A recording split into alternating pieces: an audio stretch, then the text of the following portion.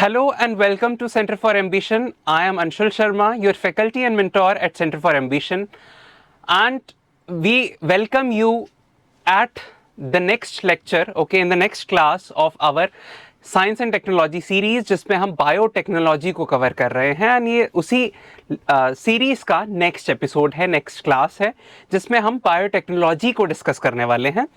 Last class में अगर आपको याद हो इस सीरीज में, तो हमने माइटोकॉन्ड्रियल डिजीजेस के बारे में पढ़ा था। Okay, hope you all remember what we have studied. आपने रिवाइज किया होगा। सी, की टू सक्सेस, पहले ये चीज आप समझ लीजिए अच्छी तरह से। The key to success is revision. Revision करेंगे तभी सफलता प्राप्त होगी। अगर आप रिवाइज नहीं कर रहे हैं तो सफलता दूर चलती चली जाएगी। अगर आपको सच में सफलता प्राप्त करनी है तो रिवाइज कीजिए। अभी तक जो भी लेक्चर्स हुए हैं हमारे, ओके, 3 लेक्चर्स जो हुए हैं साइंस एंड टेक्नोलॉजी के, जिसमें हमने सेल ऑर्गन्स, सेल ऑर्गेनलीज के बारे में पढ़ा, सेल की कैरेक्टरिस्टिक्स के बारे में पढ़ा, एनिमल और प्लांट सेल्स में डिफरेंस क्या है, ये सारी चीज़ें पढ़ी। उसके बाद हमने ह्यूमन रिप्रोडक्शन के एस्पेक्ट्स पढ़े, फिर हमने जेनेटिक मटीरियल्स को पढ़ा, देन माइटोकॉन्ड्रियल डिजीजेस के बारे में पढ़ा। सारी चीज़ें अगर आप रिवाइज नहीं करेंगे, then there are more chances कि आप इन सारी चीज़ों को भूल जाएं। तो आप इन चीज़ों को भूलें ना, अच्छी तरह से याद करें, ताकि आप कॉन्सेप्ट्स आपके क्लियर रहें, ताकि स्टैटिक और करंट का जो मिक्सचर आपके सामने क्वेश्चन के फॉर्म में आने वाला है प्रीलिम्स में, वो आप इजीली उस चीज़ को टैकल कर पाएं। Hope that makes sense to you and you are able to follow my words. तो हमने लास्ट क्लास में जो चीज़ पढ़ी थी वो ये पढ़ी थी, ये एक ओवम है, दिस इज ओवम और एग, और ये फर्टिलाइज्ड एग है। कैसा है? फर्टिलाइज्ड एग है। और इसमें हमने पढ़ा था, ये है हमारा pro nucleus. What is this? This is pro nucleus, जिसमें न्यूक्लियस ऑफ मेल है, न्यूक्लियस ऑफ फीमेल है। ठीक है, फादर की साइड से क्या आया है? सिर्फ न्यूक्लियस आया है। बाकी इसमें जो माइटोकॉन्ड्रिया है वो माइटोकॉन्ड्रिया मदर का है। जो एंडोप्लाज्मिक रेटिकुलम है वो एंडोप्लाज्मिक रेटिकुलम भी मदर का है। गोल्जी बॉडीज हैं वो भी मदर की हैं। बाकी जो भी चीज़ें होती हैं, बाकी ऑर्गेनलीज हैं, वो सब किसकी हैं? मदर की हैं। फादर से या मेल से क्या आया है? सिर्फ न्यूक्लियस आया है। तो उस वे में हमने पढ़ा था कि अगर ये माइटोकॉन्ड्रिया डिफेक्टिव हो, डिफेक्टिव माइटोकॉन्ड्रिया,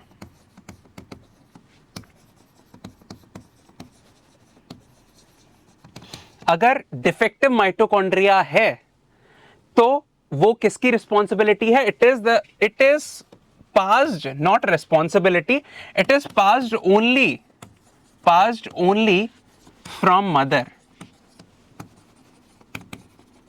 और फीमेल, नॉट मेल और फादर। फादर से माइटोकॉन्ड्रियल डिजीजेस ट्रांसफर नहीं होते हैं ऑफस्प्रिंग्स में, मदर से होते हैं या फीमेल से होते हैं। ये आपने देखा। हमने यहां पर लास्ट क्लास को एंड किया था। अब हमें ये चीज करनी है कि ये माइटोकॉन्ड्रियल डिफेक्ट है तो इसके क्या रिपरकशंस हो सकते हैं, इससे क्या दिक्कत हो सकती है और इसके सॉल्यूशंस क्या हैं। So let's get started. हमने बेसिक चीज पढ़ी थी कि ये स्पर्म है और ये एक एग है जिसे हम ओवम बोलते हैं। ये आपस में फर्टाइल हो जाते हैं, फर्टिलाइज हो जाता है और ये बन जाता है आपका जाइगोट। ओके, क्या बनता है? ये जाइगोट बनता है। फिर सेल डिवीजन होता है, सेल डिवीजन। और ये सेल डिवीजन किस चीज के लिए हो रहा है? Cell division for growth. Growth के लिए ये सेल डिवाइड होगा। इस जाइगोट से एक कंप्लीट बेबी बनकर तैयार हो जाएगा, कंप्लीट बेबी बनकर तैयार हो जाएगा।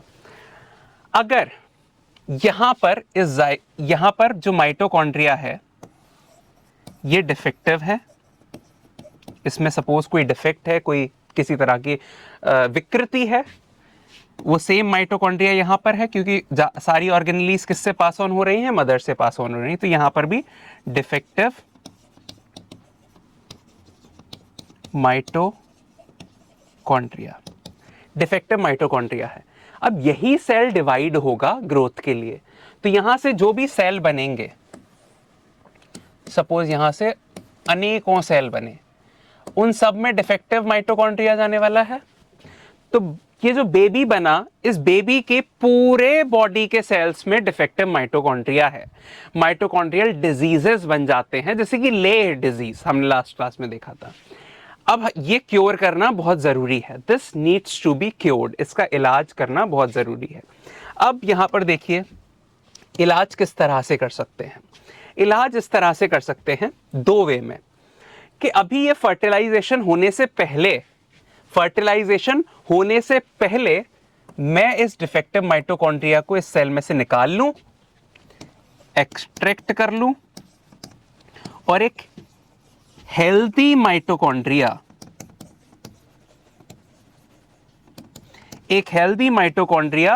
यहां पर प्लेस कर दूं। पहला ऑप्शन वेरी सिंपल, जो मदर का एग है, ओवम है, जिसमें डिफेक्टिव माइटोकॉन्ड्रिया है, मैं उसे एक्सट्रैक्ट कर लूं, बाहर निकाल लूं, और एक किसी थर्ड पर्सन का, दूसरी फीमेल का हेल्दी माइटोकॉन्ड्रिया लाकर उसमें प्लेस कर दूं। या फिर दूसरा ऑप्शन क्या है, फर्टिलाइजेशन हो जाने देते हैं, फर्टिलाइजेशन हो गया, उसके बाद मैं ये रिमूव करूं, माइटोकॉन्ड्रिया को बाद में रिमूव करूं फर्टिलाइजेशन के बाद, और हेल्दी माइटोकॉन्ड्रिया इसमें प्लेस कर दूं। These are two options that I have, ठीक है। These are the two options that are available for the treatment of these mitochondrial diseases, ठीक है।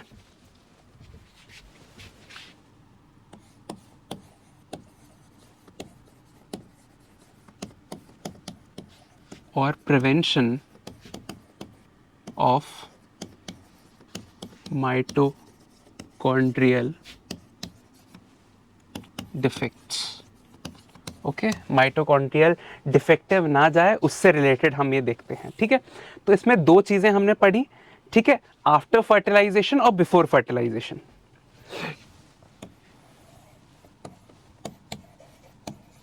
Before fertilization and the second one is after fertilization. Before fertilization and after fertilization, these are two things, ठीक है। Before fertilization is pro-nuclear transfer,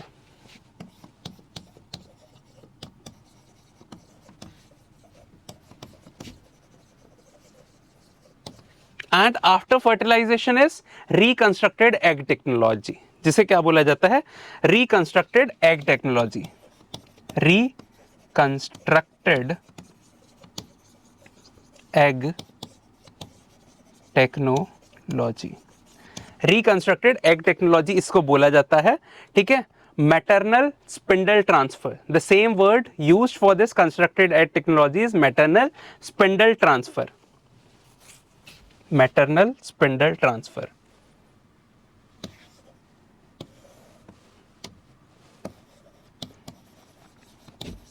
maternal spindle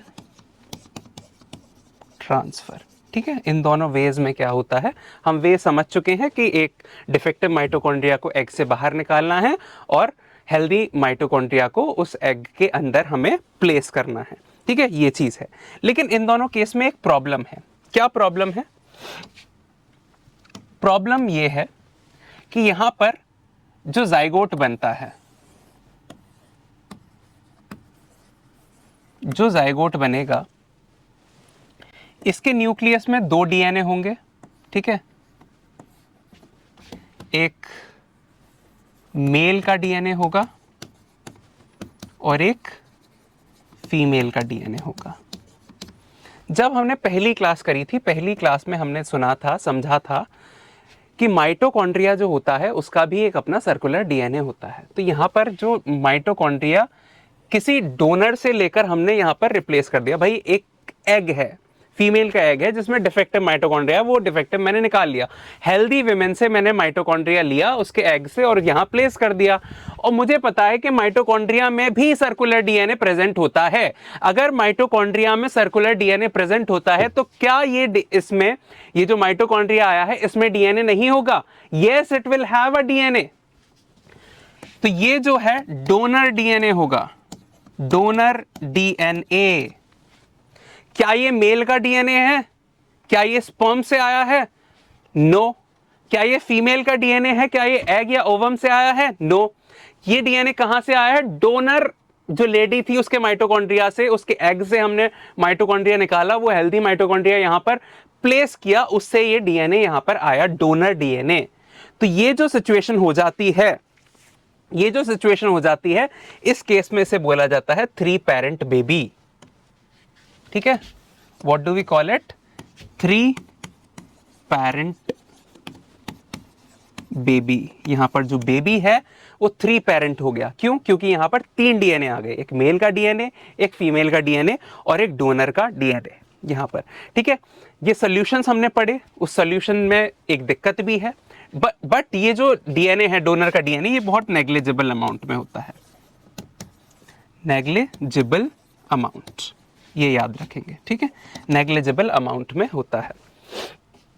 okay, now let's come to the very important and in continuation of this thing. ठीक है, हम ये एक चीज पढ़ने जा रहे हैं जीन एंड जीनोम के बारे में। हम लोग पढ़ा pro nuclear transfer technique, maternal या रिकंस्ट्रक्टेड एग टेक्नोलॉजी, ये सारी चीजें हमने पढ़ी। ठीक है, reconstructed egg technology. Hope this thing was clear to you. अब हमने पढ़ा था डीएनए के बारे में। डीएनए ऐसा दिखता है, होप आपको याद है सेकेंड क्लास। ये डीएनए इस तरह से दिखता है, double helix structure, double helix structure होता है। Okay, this is DNA, this is your entire DNA. अब इस पूरे डीएनए को जो बोला जाता है, this entire DNA is known as genome.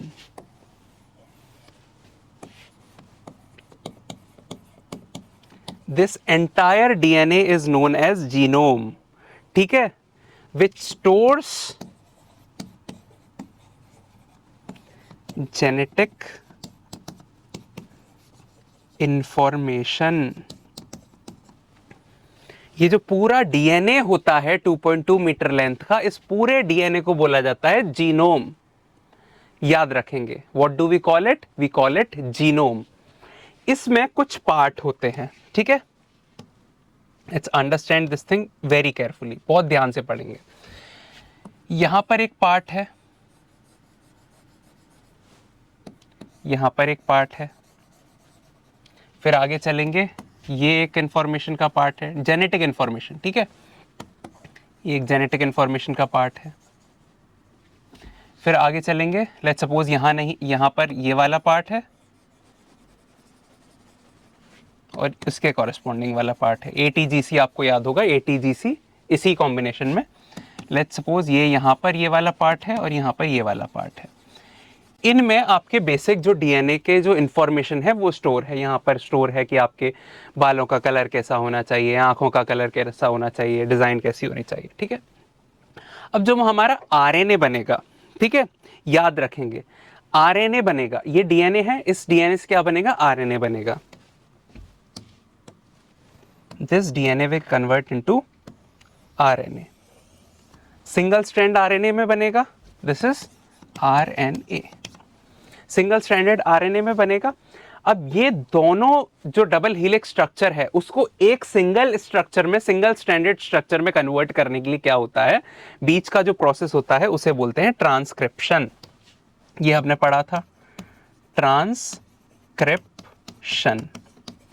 ये इस प्रोसेस से ये प्रोसेस बनने को हम बोलते हैं ट्रांसक्रिप्शन। अब ये ट्रांसक्रिप्शन प्रोसेस हो कैसे रहा है? ठीक है, ट्रांसक्रिप्शन प्रोसेस हो कैसे रहा है? आपने ये देखा होगा, यहां पर पिंक डॉट्स, पिंक चीजें आपको दिखाई दे रही हैं। ठीक है, ये जो पिंक वाले पोर्शन हैं इनको बोलते हैं हम कोडिंग पार्ट। क्या बोलते हैं? They are known as coding part.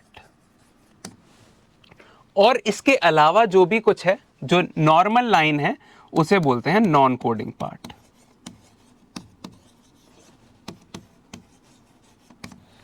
Coding part जो पिंक से हाईलाइटेड है, नॉन कोडिंग पार्ट जो कि व्हाइट लाइन है, ठीक है। नॉन कोडिंग पार्ट का काम होता है providing stability to the DNA, provides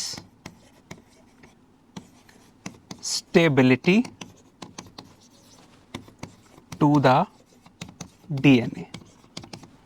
और ये जो कोडिंग पार्ट होता है, इस कोडिंग पार्ट का काम होता है codes for protein synthesis.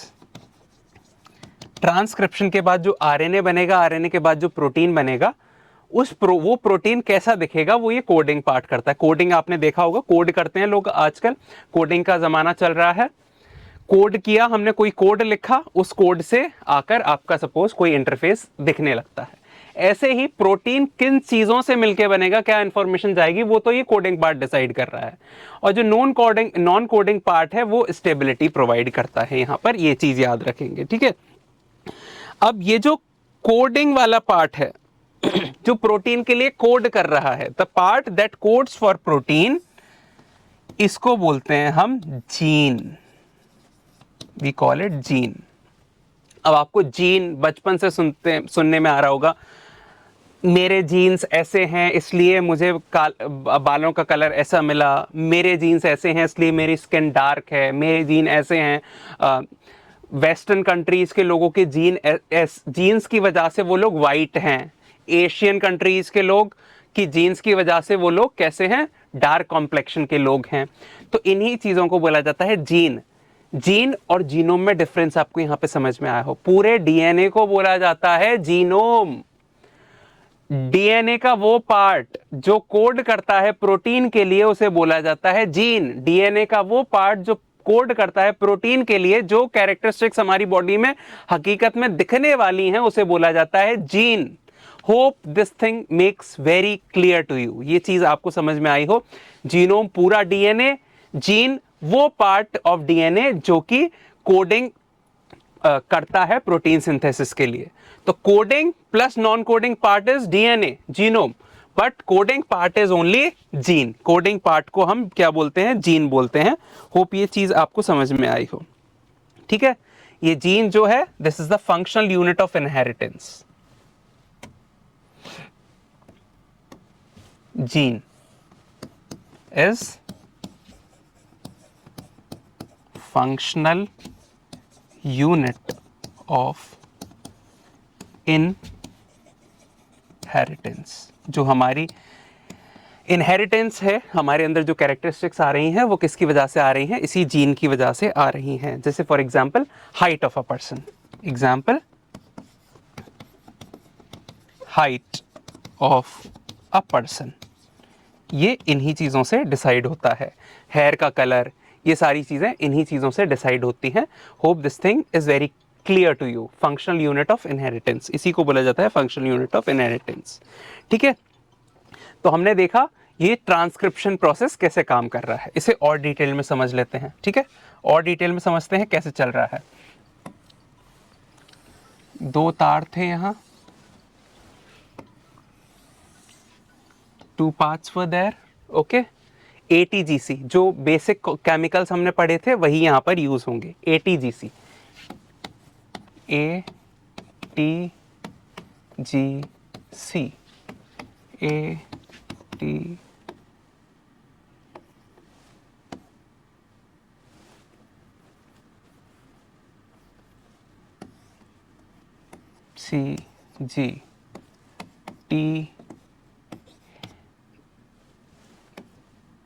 TA like this, ठीक है। ये डीएनए है, जो केमिकल्स हैं वो यहां पर आ रहे हैं। अब यहां पर क्या होगा, ये सिंगल स्ट्रैंड में कन्वर्ट होगा, तो इसमें जो कोडिंग पार्ट है वही यूज होगा। फॉर एग्जांपल इसमें से एक ही लाइन जो है वो जाएगी। फॉर एग्जांपल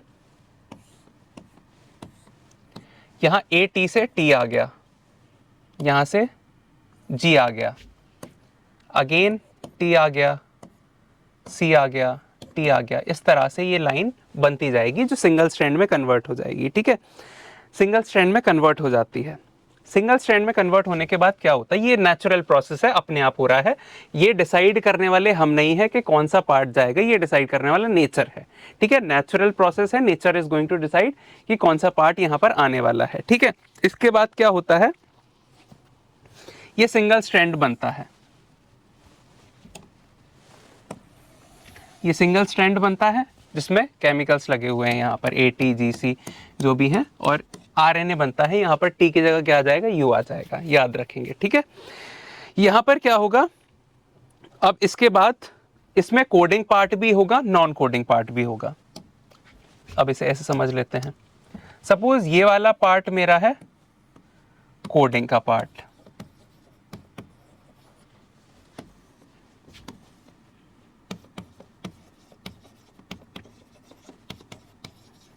होप आपको दिख रहा हो।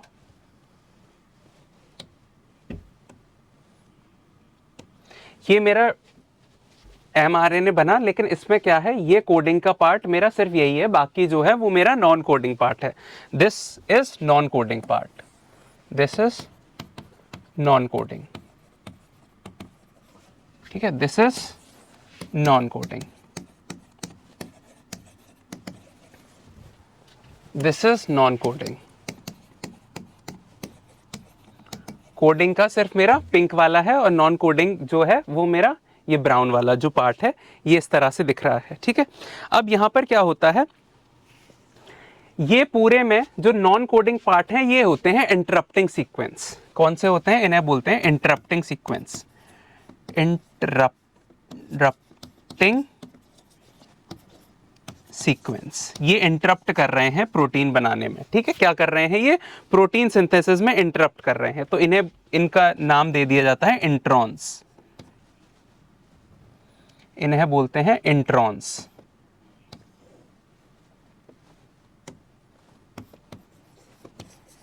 Introns, what do we call them, we call them introns. ठीक है, और जो हमारा एक्सप्रेस्ड सीक्वेंस वाला पार्ट होता है, कोडिंग वाला जो पार्ट होता है, इसे बोलते हैं एक्सॉन्स। नाम याद रखने हैं आपको, जो कोडिंग पार्ट है उसे बोलते हैं exons. Coding part is known as exons, non coding part is known as introns. Coding part को क्या बोल रहे हैं, एक्सॉन, नॉन कोडिंग पार्ट को बोल रहे हैं इंट्रॉन्स। याद रखेंगे, एक्सॉन्स, इंट्रॉन्स, एक्सॉन्स, इंट्रॉन्स। अब यहां पर इंट्रॉन्स को हटाया जाएगा, इंट्रॉन्स को क्या किया जाएगा, हटाया जाएगा। कैसे हटाएंगे भाई, ये मेरा यहां पर ये इंट्रॉन आया, फिर ये इंट्रॉन आया, let's make it like this.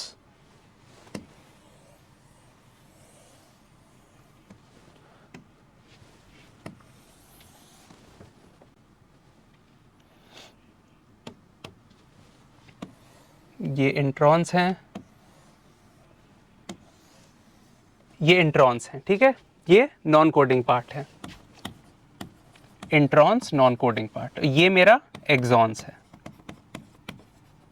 अब मैं बायोलॉजिकल सिजर यूज करूंगा, मैं इन द सेंस मेरी बॉडी नेचुरल एंजाइम्स को यूज करेगी, बायोलॉजिकल सिजर्स को यूज करेगी, और इन इंट्रॉन्स को यहां से कट कर देगी। It will cut these introns from here, यहां से ये इंट्रॉन्स कट हो जाएंगे।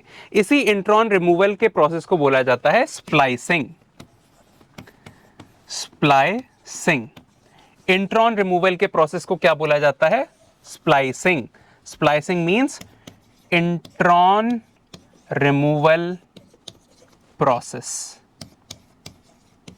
इंट्रॉन्स को हटाने, जो डीएनए है हमारा, जो आरएनए बन रहा है, इसमें जो नॉन कोडिंग पार्ट है जिसे हम इंट्रॉन्स बोलते हैं, इस इंट्रॉन को हटाने का जो प्रोसेस है उसे बोला जाता है स्प्लाइसिंग। क्या बोला जाता है, splicing. Splicing is the process of intron removal.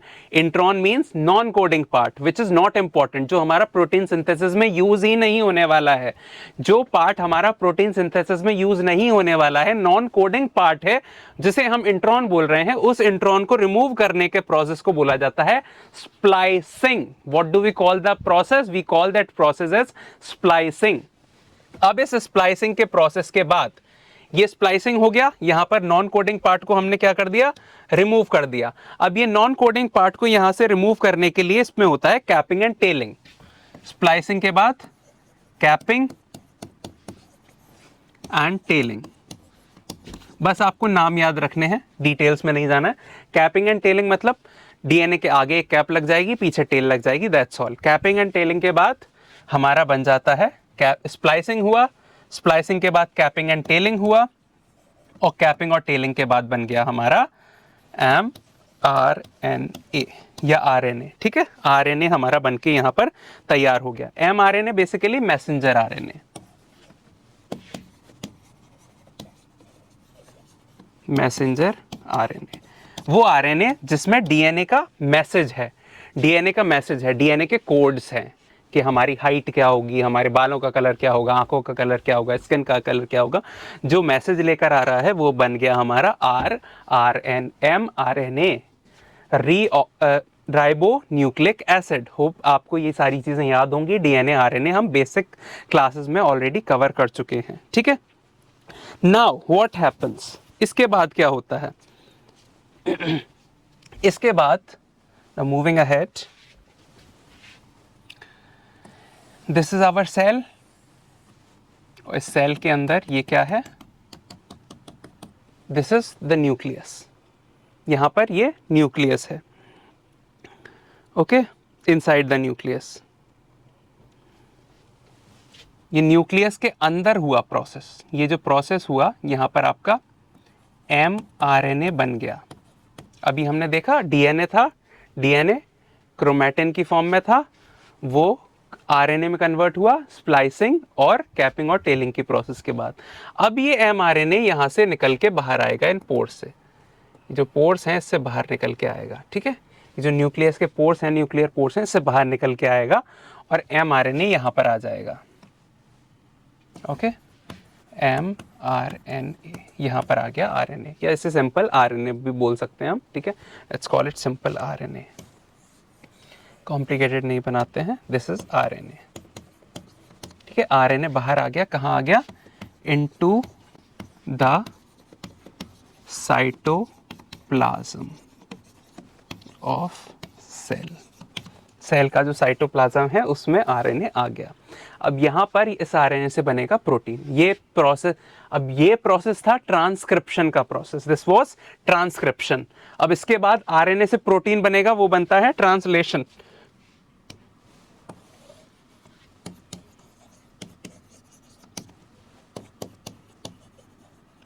Translation, ये प्रोसेस है हमारा ट्रांसलेशन।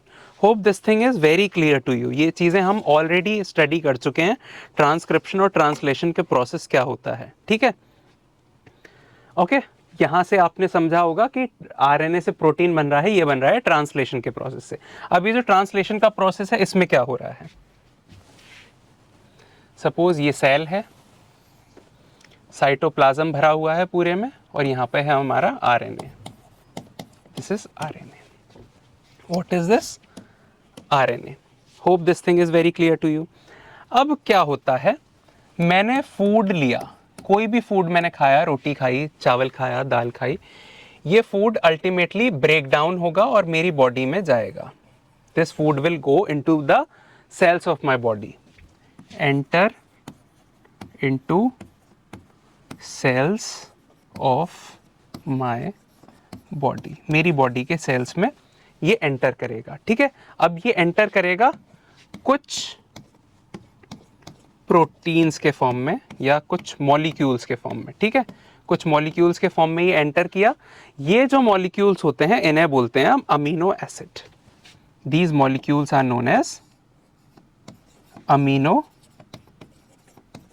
एसिड्स, इन्हें बोला जाता है अमीनो एसिड्स। आरएनए, डीएनए से आरएनए बना, ट्रांसक्रिप्शन का प्रोसेस। अब हम पढ़ रहे हैं ट्रांसलेशन का प्रोसेस कैसे होता है। फूड खाया मैंने, वो फूड टूटकर अमीनो एसिड्स बनकर मेरे सेल में एंटर हो गया। ठीक है, इस आरएनए के पास इंफॉर्मेशन है, इस आरएनए के पास इंफॉर्मेशन है।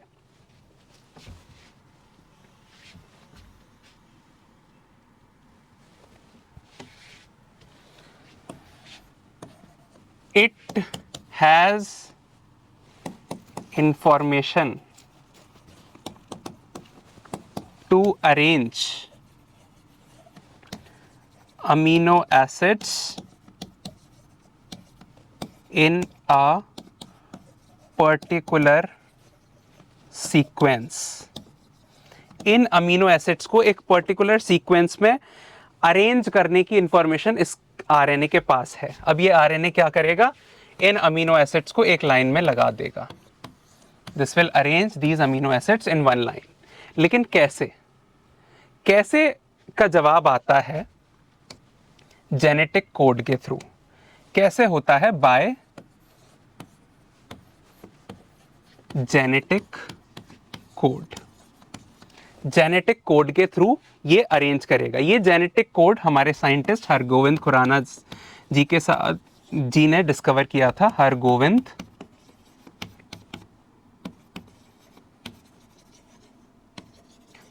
खुराना जी ने ये जेनेटिक कोड डिस्कवर किया था। अब इसमें क्या होता है जेनेटिक कोड में, जेनेटिक कोड में ये जो AUGC है, AUCG या AUGC है, ये AUGC अपने आप को अरेंज करता है 3-3 के फॉर्म में। ठीक है, 3-3 के फॉर्म में अरेंज करता है। कैसे अरेंज करता है, फॉर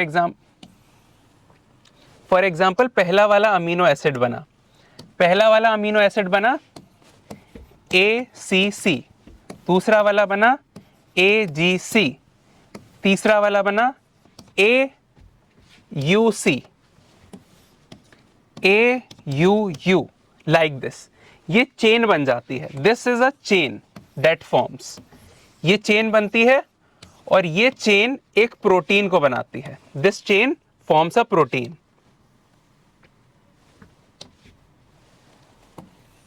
ये जो चेन बनी है, चेन फॉर्म्स प्रोटीन।